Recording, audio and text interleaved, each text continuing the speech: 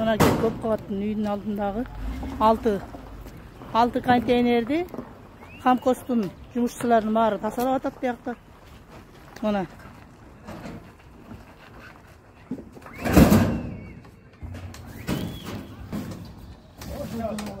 Мынакей, Хамкостың балдары көп қабат үйдің алдындағы 6 пачоқтыны жыттанып кеткендігіне байланышты хлор менен için tasalaşıp жатат.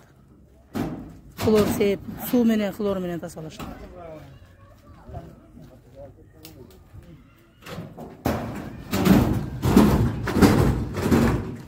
Булак эл жашаган аймак.